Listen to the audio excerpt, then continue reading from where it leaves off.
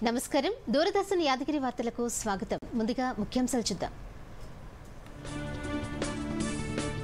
గుజరాత్ లో 34,000 కోట్లతో పలు అభివృద్ధి పనులకు ప్రధాని శ్రీకారం విశ్వబంధు స్ఫూర్తితో భారత్ ముందుకు సాగుతోందన్న మోదీ ఆత్మనిర్భర్ గా మారినప్పుడే ప్రపంచం ముందు బలంగా నిలబడతామని వెల్లడి రేవంత్ రెడ్డితో హైకోర్టు ప్రధాన న్యాయమూర్తి భేటీ జిల్లా కోర్టుల్లో మౌలిక వసతులు సిబ్బంది నియామకంపై చర్చ కాంగ్రెస్ ప్రభుత్వ హామీలకు కేంద్రాన్ని బాధ్యులుగా చేయటం సరికాదన్న రామచంద్రరావు రేవంత్ రెడ్డి పాలనలో విద్యా వ్యవస్థ దుర్భర పరిస్థితులను ఎదుర్కొంటోందని విమర్శ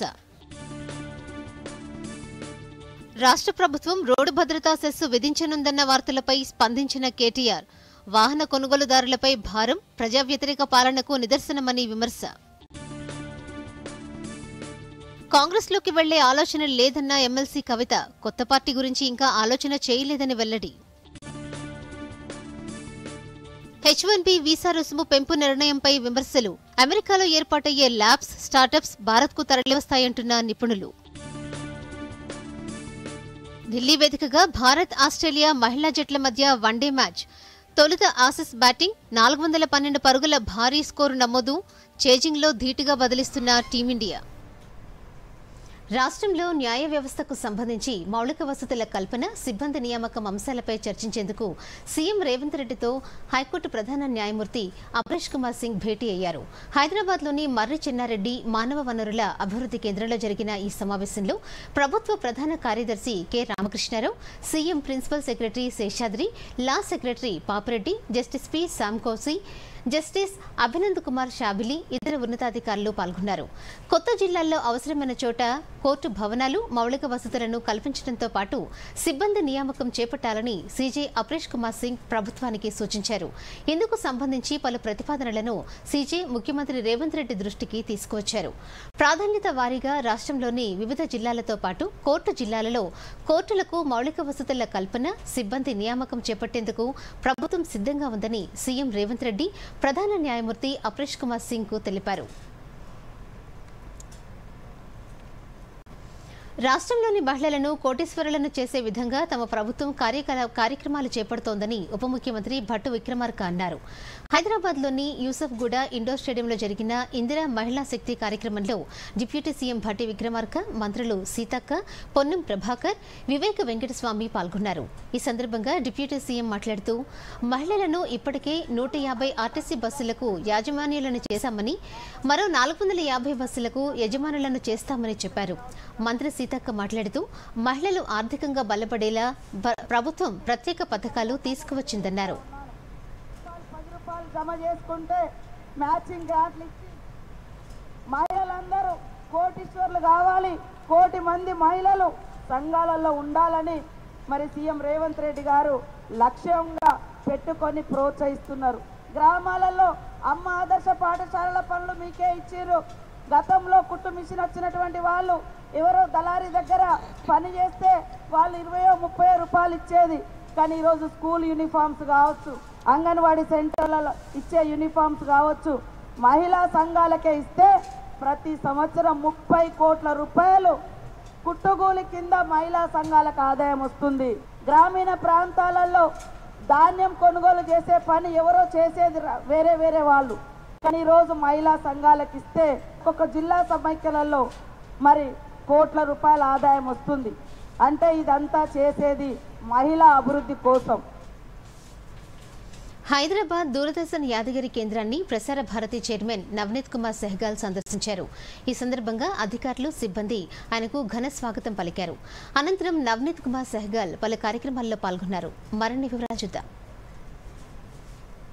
ప్రసార భారతి చైర్మన్ నవనీత్ కుమార్ సెహ్గాల్ హైదరాబాద్ పర్యటనలో భాగంగా దూరదర్శన్ యాదగిరి కేంద్రానికి వచ్చారు ఈ సందర్భంగా ఆయనకు దూరదర్శన్ కేంద్ర డీడీజీ ప్రాంతీయ channel manager NV Ramana director RNU head doctor Rahul Gaulikar news deputy director Suprashanti Devi programmes head K Kameswari senior అధికారులు సిబ్బంది హృదయపూర్వక స్వాగతం పలికారు డీడీకే సందర్శనలో భాగంగా నవనీత్ కుమార్ సెహ్గాల్ కార్యకలాపాలను సమీక్షించారు అనంతరం ఆయన మాట్లాడుతూ కార్యక్రమాల నాణ్యతను పెంచడానికి ఉద్యోగులకు అనేక సూచనలు చేశారు హైదరాబాద్లోని దూరదర్శన్ కేంద్రం అధికారులు, ఉద్యోగులు ప్రత్యేక కార్యక్రమాల ద్వారా ప్రజలకు దగ్గరవ్వాలని కోరారు.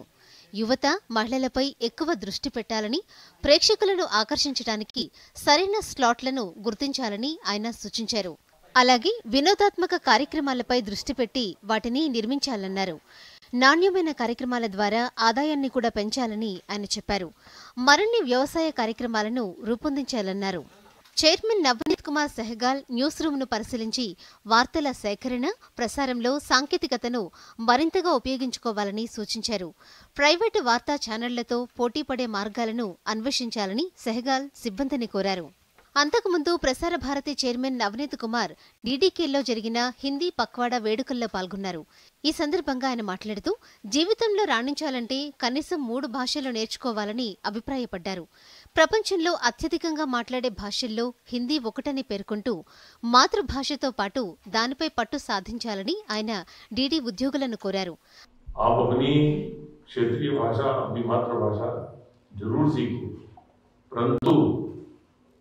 जब आपको संवाद करना है और सामने वाला आपकी भाषा नहीं समझ रहा है तो सारा व्यर्थ हो जाएगा। तो हिंदी भी सीखनी है आपको। और मैं तो ये कहता हूँ कि हमको कम से कम 3 भाषाएं तो जरूर आनी चाहिए। मैं अपना उदाहरण देता हूँ कि जैसे मैं अपने घर में अपने माता पिता से पंजाबी में बात करता हूँ, लेकिन मैं कार्यालय में आता हूँ, ऑफिस में आता हूँ, लोगों से बात करता हूँ, हिंदी में बात करता हूँ। मुझे विदेश जाने का मौका मिलता है तो मुझे अंग्रेजी में बात करनी पड़ती है। मैं वहाँ सामने कहीं पे सड़क पे खड़े होकर मैं हिंदी में या तेलुगु में टैक्सी के लिए आवाज़ लगाना शुरू करूँ, कोई मुझे नहीं सुनेगा। तो भाई इसलिए कह रहा हूँ कि कहीं दिमाग में वो नहीं आना चाहिए कि हम पे हिंदी को मैं देखता हूँ इधर के साथ हिंदी थोप नहीं रहा है। ज्ञान का वर्धन है। आप जितनी भाषाएं सीखेंगे, आप किसी बड़े विद्वान से पूछे होगे मुझे 20 भाषाएं आती हैं।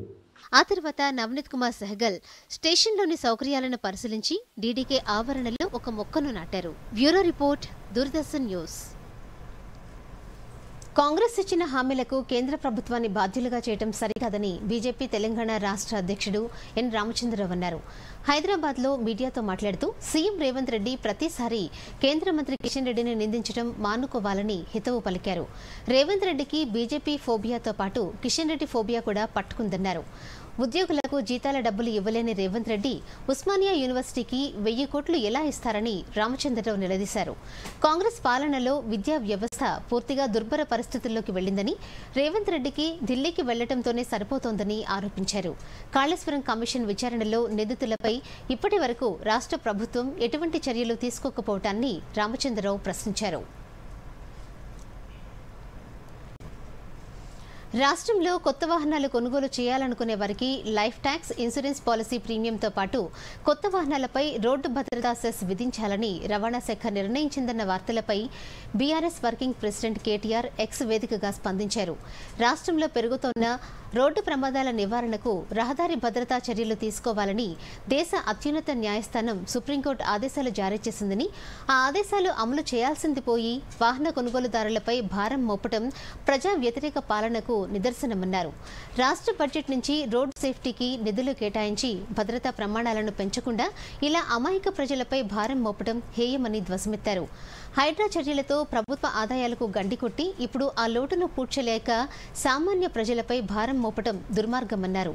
రహదారి భద్రతా సెస్ పేరిట ఒక్కో కొత్త వాహనం కొనుగోలుపై ఏకంగా 2,000 రూపాయల నుంచి 10,000 రూపాయల వరకు అదనపు భారం వేయటం పేద మధ్యతరగతికి చెందిన ప్రజానీకాన్ని దోచుకోవటమేనని అన్నారు. కాంగ్రెస్లోకి వెళ్లాలన్న ఆలోచన లేదని తెలంగాణ జాగృతి అధ్యక్షురాలు కవిత స్పష్టం చేశారు. హైదరాబాద్లో నిర్వహించిన మీడియా సమావేశంలో ఆమె మాట్లాడుతూ కాంగ్రెస్ పెద్దలు ఎవరూ తనను సంప్రదించలేదన్నారు. కొత్త పార్టీ ఏర్పాటుపై ఇంకా ఆలోచించలేదని చెప్పారు. కాళేశ్వరం అంశంలో తప్ప హరీష్ రావుపై తనకు వేరే కోపమేమీ లేదని అన్నారు. సుప్రీంకోర్టు స్టే ఉన్నప్పటికీ ఆల్మట్టి ఆనకట్ట ఎత్తు పెంచేందుకు కర్ణాటక సిద్ధమైందని, ఆల్మట్టిపై తెలంగాణ రాష్ట్ర ప్రభుత్వం వెంటనే సుప్రీంకోర్టుకు వెళ్లాలని అన్నారు. ప్రభుత్వం వెళ్లకుంటే జాగృతి తరపున తాము సర్వోన్నత న్యాయస్థానాన్ని ఆశ్రయిస్తామని కవిత తెలిపారు. మహారాష్ట్ర ప్రభుత్వం ఇప్పటికే స్పందించి కోర్టును ఆశ్రయిస్తామని ప్రకటించిందని గుర్తు చేశారు. కర్ణాటక ప్రభుత్వం ఆల్మట్టి డ్యాం ఎత్తు పెంచితే కృష్ణానది జలాలపై ఆశలు వదులుకోవాల్సిందేనని చెప్పారు. కృష్ణానది రావడానికి ఆగస్టు దాటిపోతుంది. అయితే బీభత్సంగా వర్షాలు పడితే తప్పితే వరద రానటువంటి పరిస్థితి మనకి ఇప్పటికే ఉన్నది. అటువంటిది ఇంకొక 5 మీటర్లు పెంచితే 100 టీఎంసీలు నిలవ ఉంచితే కృష్ణానది అనేటటువంటిది కనుమరుగయ్యే పరిస్థితి కనబడుతుంది. మరి ఈ విషయం గౌరవ పెద్దలు రాష్ట్ర ముఖ్యమంత్రి గారు, కాంగ్రెస్ పార్టీలో ఉన్నటువంటి పెద్దలు, ఇరిగేషన్ మంత్రి ఉత్తమ్ కుమార్ రెడ్డి గారు వీరికి అర్థం అవుతుందా అర్థం అవుతలేదా అనేటటువంటి మీమాంసలో బాధలో తెలంగాణ బిడ్డలందరూ కూడా ఉన్నారు ఇవాళ. మరి ఎట్టి పరిస్థితులలో మీరు పోకపోతే మేము బనకచెర్ల కోసం కోర్టుకు వెళ్తామని చెప్పినాం, మేము వెళ్తా ఉన్నాం. మీరు ఇప్పుడు కూడా సుప్రీంకోర్టులో కేసు అయిపోతే మరి తెలంగాణ జాగృతి నుండి ఖచ్చితంగా మేము ఇంటర్వ్యూని కావాల్సి వస్తుంది.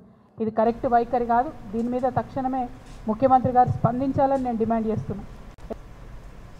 స్వస్థ నారీ సశక్తి పరివార్ అభియాన్ క్రింద మంచిర్యాల జిల్లాలో ప్రత్యేక కార్యక్రమాలు నిర్వహిస్తున్నారు. సెప్టెంబర్ 17న ప్రారంభించిన ఈ కార్యక్రమాన్ని అక్టోబర్ 2వ తేదీ వరకు కొనసాగించనున్నారు. ఇందులో భాగంగా లక్సట్టిపేటలో మెగా వైద్య శిబిరాన్ని నిర్వహించారు. బీపీ, డయాబెటీస్, వివిధ రకాల క్యాన్సర్లపై ప్రజలకు అవగాహన కల్పించారు. అంతేకాకుండా మాతా శిశు సంరక్షణ కోసం కేంద్ర ప్రభుత్వం అమలు చేస్తున్న టీకా కార్యక్రమం గురించి వివరించారు. ఈ సందర్భంగా ఇన్ఛార్జ్ డిఎంహెచ్ఓ డాక్టర్ అనిత మాట్లాడుతూ 17 మంది స్పెషలిస్ట్ డాక్టర్లతో నిర్వహించిన వైద్య శిబిరానికి ప్రజల నుంచి విశేష స్పందన లభించిందన్నారు. క్యాన్సర్ వైద్య నిపుణులు డాక్టర్ ధీరజ్ మాట్లాడుతూ జీవనశైలి మార్పులతో క్యాన్సర్ వంటి మహమ్మారుల నుంచి బయటపడొచ్చని తెలిపారు.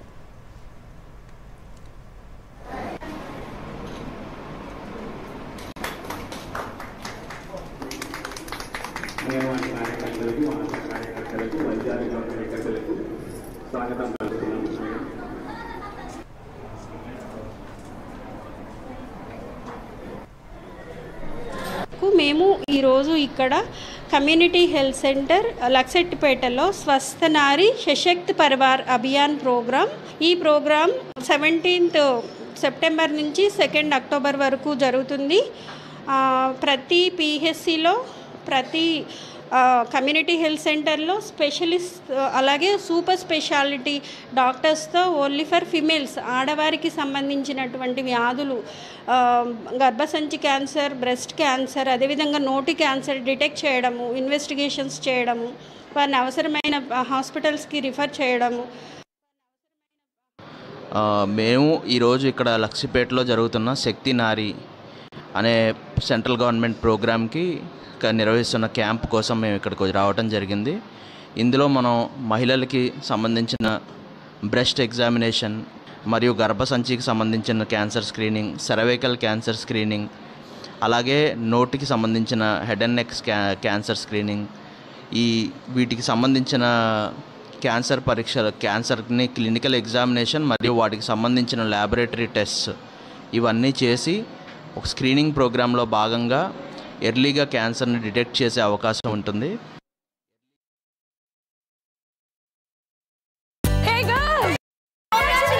ఈవేళ పార్టీ కావాలంటే ముందు ఛాంపియన్ తో సెల్ఫీ తీసుకుందాం.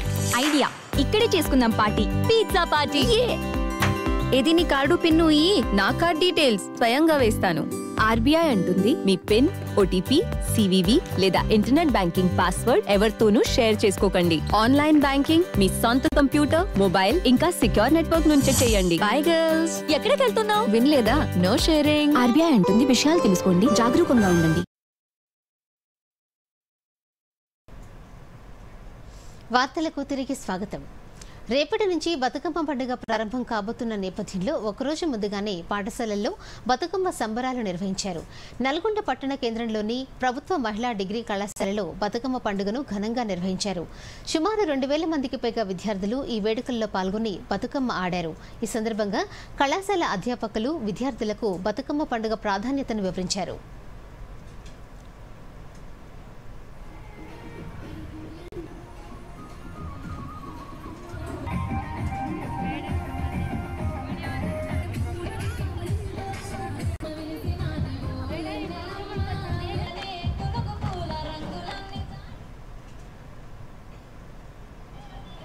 ఈరోజు దసరా వేడుకల్లో భాగంగా మొదటి రోజు బతుకమ్మలను ఏర్పాటు చేసి కళాశాలలో ఉన్నటువంటి విద్యార్థినులు, నాన్ టీచింగు, టీచింగు, పుర ప్రముఖులు, ఈ ప్రాంతంలో ఉన్నటువంటి వారంతా కూడా పాల్గొని పిల్లలందరూ కూడా ఉత్సాహవంతంగా దసరా వేడుకలు చేసుకోవాలనే ఉద్దేశంతో ఈ కార్యక్రమాన్ని ప్రతి సంవత్సరం నిర్వహిస్తున్నారు. అదే క్రమంలో ఈ సంవత్సరం కూడా భారీ ఎత్తున ఏర్పాటు చేయడం జరిగింది. దేవత యొక్క దయ మన కాలేజ్ పైన ఎక్కువగా ఉంది కాబట్టి ఈ సంవత్సరం విద్యార్థులు 2400 మంది జాయిన్ కావడం జరిగింది. అందుకు కూడా ఉత్సాహవంతంగా విద్యార్థులతో పాటు కూడా పార్టిసిపేట్ చేయడం జరిగింది. అన్ని పండుగలలోకి బతుకమ్మ పండుగకు తేడా ఏంటంటే ప్రతి పండుగలో మనం దైవాన్ని పూలతో ఆరాధిస్తాం, కానీ బతుకమ్మ పండుగలో పూలనే దైవంగా ఆరాధిస్తాం. పూలతో రకరకాల రంగురంగుల పూలను పేర్చి వాటి సంస్కృతిని, వాటి శరదృతువు ఆశ్వయుజ మాసంలో వచ్చే ఈ పూలతోని మనం బతుకమ్మని అలంకరించి బతుకమ్మని పూజిస్తాం. అంటే తెలంగాణ ఆడబిడ్డలు సర్వసౌఖ్యాలతో సుఖ సంతోషాలతో ఉండాలని చెప్పి కోరుకునే పండుగ ఇది. సమాజాన్ని, ఈ బంధాన్ని, ఇంటితో ఉండే బంధాన్ని రెండు కలిపే పండుగ. కేంద్ర ప్రభుత్వం అమలు చేస్తున్న స్వస్థ నారీ సశక్తి పరివార్ అభియాన్ కార్యక్రమానికి రాజన్న సిరిసిల్ల జిల్లాలో విశేష స్పందన లభిస్తోంది. కార్యక్రమంలో భాగంగా వేములవాడ అర్బన్ మండలం చీర్లవంచ ఆర్&ఆర్ కాలనీలో హెల్త్ క్యాంప్ నిర్వహించారు. ఈఎన్టీ వైద్యులు బాధితులకు పరీక్షలు నిర్వహించి మందులు అందజేశారు. ఈ వైద్య శిబిరాన్ని జిల్లా కలెక్టర్ సందీప్ కుమార్ ఝా, జిల్లా వైద్య అధికారిని రజిత సందర్శించారు.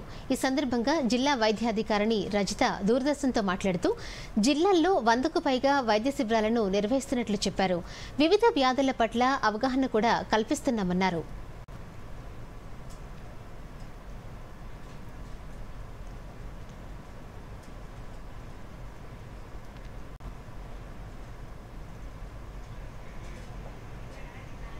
ఈరోజు మనము ఇక్కడ స్పెషల్ క్యాంప్లో భాగంగా పిహెచ్సి చీర్లవంచ కింద ఈ సెంటర్లో మనము స్పెషలిస్ట్తో క్యాంప్ అరేంజ్ చేయడం జరిగిందండి. ఇది పార్ట్ ఆఫ్ మన స్వస్థ నారీ స్వస్థ అభియాన్ పర్యాన్ కింద కేంద్ర ప్రభుత్వం స్టార్ట్ చేసిన ప్రోగ్రాంలో భాగంగా ఈరోజు ఇక్కడ మన స్పెషల్ క్యాంప్ ఆర్గనైజేషన్ చేయడం జరుగుతుంది. ఇక్కడ మెయిన్గా మన స్త్రీలకి, పిల్లలకి, ఇంకా అవసరం ఉన్న ప్రజలందరికీ కూడా కావాల్సిన టెస్ట్లు, అన్ని రకాల మందులు అవైలబుల్గా పెట్టి మనము సేవలు అందించడం జరుగుతుంది. जन जन का रखे ध्यान, टीबी मुक्त भारत अभियान। इस अभियान का नारा टीबी संबंधित भेदभाव को मिटाओ, देश को टीबी मुक्त बनाओ। एक्टिव टीबी रोगी के करीबी संपर्क में आने से टीबी फैल सकता है, लेकिन नियमित उपचार शुरू होते ही टीबी रोगी से दूसरों में बीमारी का संक्रमण बंद हो जाता है। यहाँ तक कि सिर्फ हाथ मिलाने या टीबी रोगी के साथ समय बिताने से टीबी नहीं फैलता। तो बताइए आप, जब टीबी की जांच और उपचार है आसान, तो डर या भेदभाव की कैसी बात?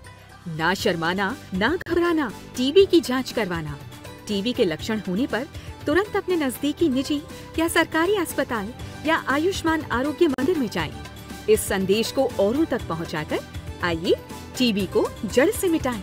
हमें इन मरीजों को ज्यादा से ज्यादा जागरूक करने पर भी उतना ही ध्यान देना होगा। डाउनलोड करें टीबी आरोग्य साथी ऐप। स्वास्थ्य एवं परिवार कल्याण मंत्रालय द्वारा जनहित में जारी।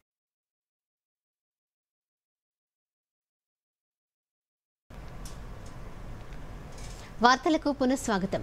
సిద్దిపేట జిల్లా నంగునూరు మండలం నర్మెట్ట పామాయిల్ ఫ్యాక్టరీ నిర్మాణం పూర్తి కావడంతో ట్రయల్ రన్ పనులను మంత్రి తుమ్మల నాగేశ్వరరావు పరిశీలించారు.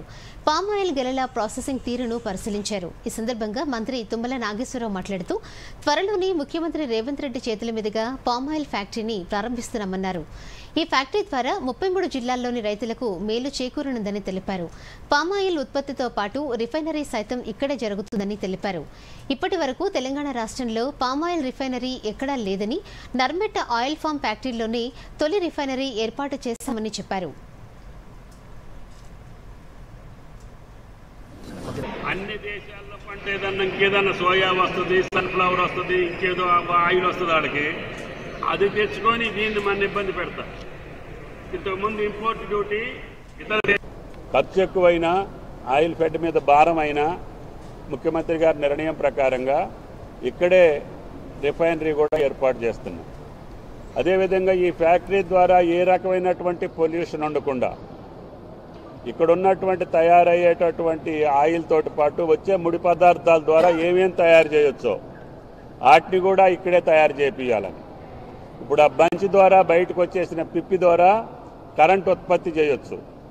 అందుకనే కరెంటును కూడా ఇక్కడ ఏర్పాటు చేశాం.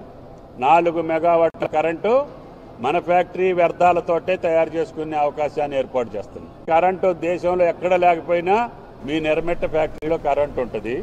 ఇంకా ఎక్కువ ఉన్నది కావాలంటే కూడా మీరు వాడుకునేదానికి కూడా అవకాశం ఉంది. ప్రధానమంత్రి నరేంద్ర మోదీ బాల్యం ఆధారంగా తెరకెక్కిన చలో హమ్ జీతే హై లఘు చిత్రాన్ని కరీంనగర్ జిల్లా అల్గునూరులోని కేంద్రీయ విద్యాలయంలో ప్రదర్శించారు. ప్రతి క్లాస్ రూమ్లో ఎల్ఈడీ స్క్రీన్లపై ప్రదర్శించిన ఈ చిత్రాన్ని విద్యార్థులు, ఉపాధ్యాయులు ఆసక్తిగా తిలకించారు. 30 నిమిషాల నిడివితో తెరకెక్కించిన ఈ చిత్రం ఎంతో స్ఫూర్తిదాయకంగా ఉందని ప్రిన్సిపల్ పంకజ్ కుమార్, ఉపాధ్యాయురాలు వందనారెడ్డి పేర్కొన్నారు. ప్రధాని మోదీ బాల్యంలోనే సేవా కార్యక్రమాల్లో పాల్గొనడం తమను ఎంతగానో ఆలోచింపచేసిందని పలువురు విద్యార్థులు పేర్కొన్నారు.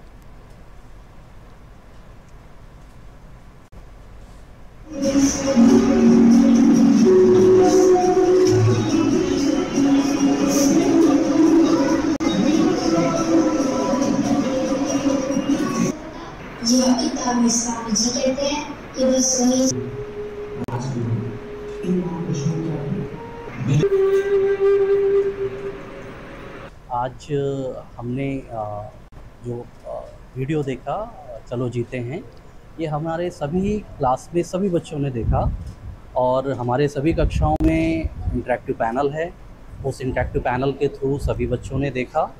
ये जो वीडियो है इसकी स्क्रीनिंग जो करी गई है ये हमारे आदरणीय प्रधानमंत्री जी के बचपन में और स्वामी विवेकानंद जी के आदर्शों से प्रेरित।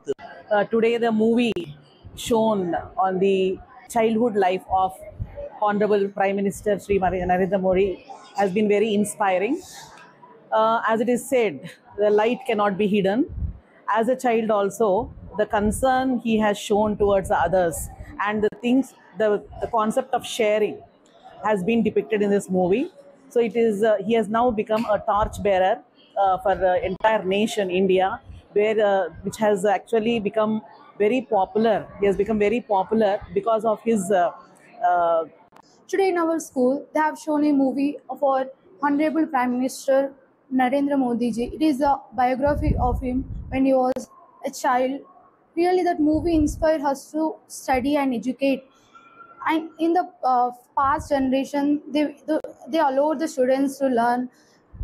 Now it's we can say the life is different total, but we can inspire from this movie that how education is important to us. ప్రధానమంత్రి నరేంద్ర మోదీ 75వ పుట్టినరోజు సందర్భంగా చలో జీతే హై చిత్రాన్ని అన్ని పాఠశాలల్లో ప్రదర్శించాలని కేంద్ర విద్యా మంత్రిత్వ శాఖ ఆదేశించింది. ప్రభుత్వానికి చెందిన అన్ని పాఠశాలల్లో ప్రదర్శించాలని చెప్పింది. గురువారం ముంబైలో పీవీఆర్ ఐకాన్ ఇన్ఫినిటీ వర్సోవాలో ఈ చిత్రాన్ని ప్రదర్శించారు. ఒకే ప్రదర్శనకు దాదాపు 284 టికెట్లు అమ్ముడుపోయాయి. ఈ చిత్రం ద్వారా తాము ప్రేరణ పొందామని విద్యార్థులు చెప్తున్నారు.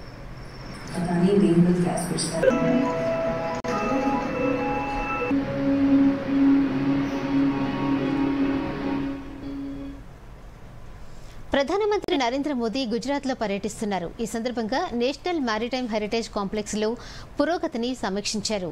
లోథాల్లో దాదాపు 4500 కోట్ల వ్యయంతో దీన్ని అభివృద్ధి చేస్తున్నారు. అంతకుముందు నేషనల్ మారిటైమ్ హెరిటేజ్ కాంప్లెక్స్ను సందర్శించి ప్రాజెక్టు వివరాలను అడిగి తెలుసుకున్నారు. అలాగే తోలేరా స్పెషల్ ఇన్వెస్ట్మెంట్ రీజియన్ను ఏరియల్ సర్వే చేసిన తర్వాత భావనగర్లో రోడ్ షో నిర్వహించారు. ఈ సందర్భంగా ప్రజలకు అభివాదం చేస్తూ ముందుకు సాగారు. గుజరాత్ పర్యటనలో భాగంగా ప్రధాని మోదీ ఈ ఉదయం భావనగర్లో సముద్రసే సమృద్ధి కార్యక్రమంలో ప్రధాని పాల్గొన్నారు. అనంతరం 34,200 కోట్ల రూపాయల విలువైన పలు అభివృద్ధి ప్రాజెక్టులను ప్రారంభించి శంకుస్థాపన చేశారు. అనంతరం జరిగిన బహిరంగ సభలో ప్రధాని మాట్లాడుతూ నేడు భారత్ విశ్వబంధు స్ఫూర్తితో ముందుకు సాగుతోందని చెప్పారు.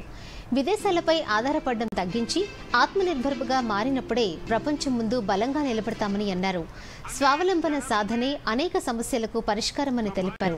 భారతదేశంలో సామర్థ్యాలకు కొరత లేదని, అయితే గత కాంగ్రెస్ ప్రభుత్వం విధానాల కారణంగా యువతకు నష్టం కలిగిందని విమర్శించారు.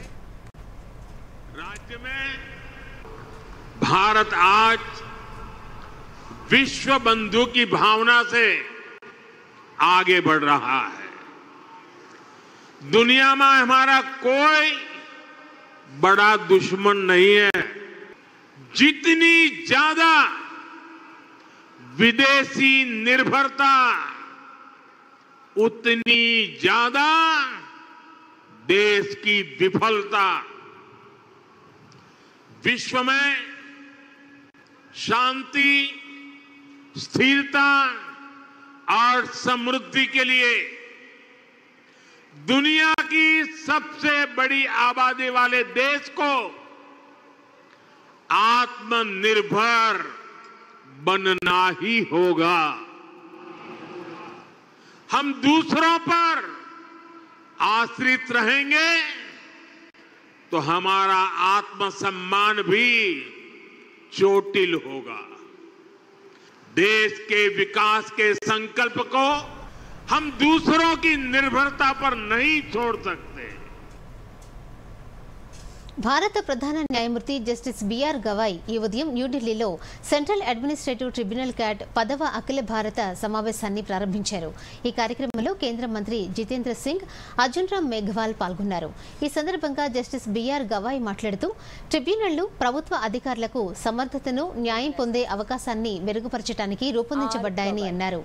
క్యాట్ స్థాపించినప్పటి నుండి గత 4 దశాబ్దాలుగా ఈ లక్ష్యాన్ని సాధించడానికి అవిశ్రాంతంగా కృషి చేసిందని ప్రశంసించారు. కేంద్ర మంత్రి అర్జున్ రామ్ మేఘవాల్ మాట్లాడుతూ ప్రభుత్వ విభాగాల్లో కోర్టు ఆదేశాలను సవాలు చేసే ధోరణి మారాల్సిన అవసరం ఉందని కేంద్ర న్యాయ మంత్రి అర్జున్ రామ్ మేఘవాల్ శనివారం అన్నారు.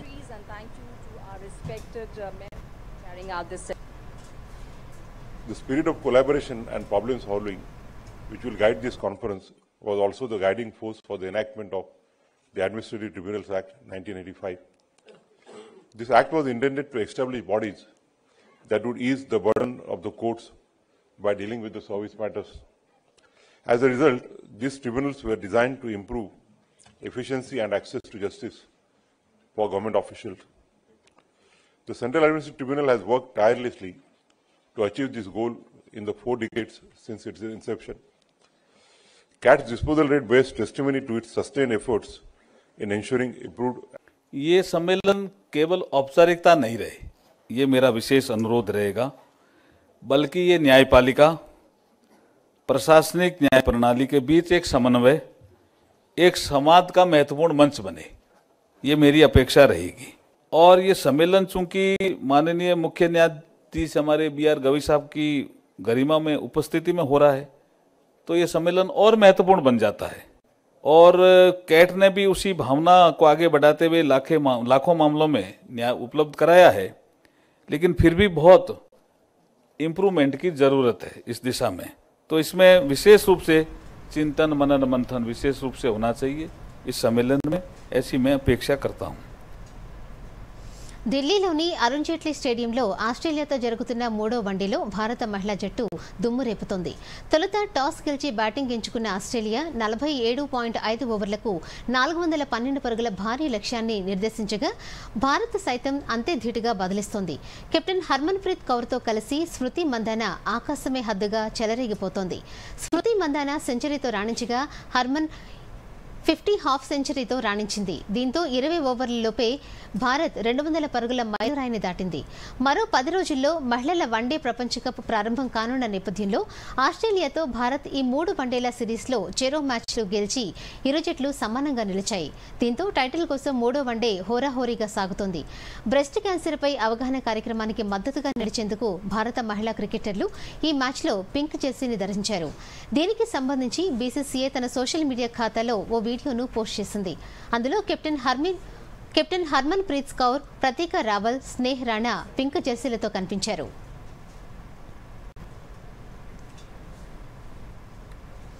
వార్తలు ముగించే ముందు ముఖ్యాంశాలు మరొకసారి చూద్దాం. నమస్కారం.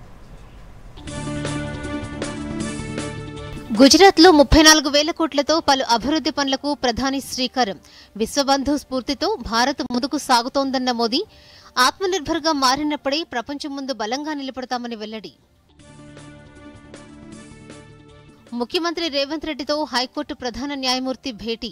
జిల్లా కోర్టుల్లో మౌలిక వసతులు, సిబ్బంది నియామకంపై చర్చ. కాంగ్రెస్ ప్రభుత్వ హామీలకు కేంద్రాన్ని బాధ్యులుగా చేయటం సరికాదన్న రామచంద్రరావు. రేవంత్ రెడ్డి పాలనలో విద్యా వ్యవస్థ దుర్భర పరిస్థితులను ఎదుర్కొంటోందని విమర్శ. రాష్ట్ర ప్రభుత్వం రోడ్డు భద్రతా సెస్సు విధించనుందన్న వార్తలపై స్పందించిన కేటీఆర్, వాహన కొనుగోలుదారులపై భారం ప్రజా వ్యతిరేక పాలనకు నిదర్శనమని విమర్శ. కాంగ్రెస్లోకి వెళ్లే ఆలోచన లేదన్న ఎమ్మెల్సీ కవిత కొత్త పార్టీ గురించి ఇంకా ఆలోచన చేయలేదని వెల్లడి. H1B వీసా రుసుము పెంపు నిర్ణయంపై విమర్శలు. టెక్ కంపెనీలపై తీవ్ర ప్రభావం తప్పదన్న నాస్కామ్. అమెరికాలో ఏర్పాటయ్యే ల్యాబ్స్, స్టార్టప్స్ భారత్కు తరలివస్తాయంటున్న నిపుణులు. ఢిల్లీ వేదికగా భారత్ ఆస్ట్రేలియా మహిళా జట్ల మధ్య వన్డే మ్యాచ్. తొలుత ఆసీస్ బ్యాటింగ్ 412 పరుగుల భారీ స్కోరు నమోదు. చేజింగ్లో ధీటుగా బదిలిస్తున్న టీమిండియా.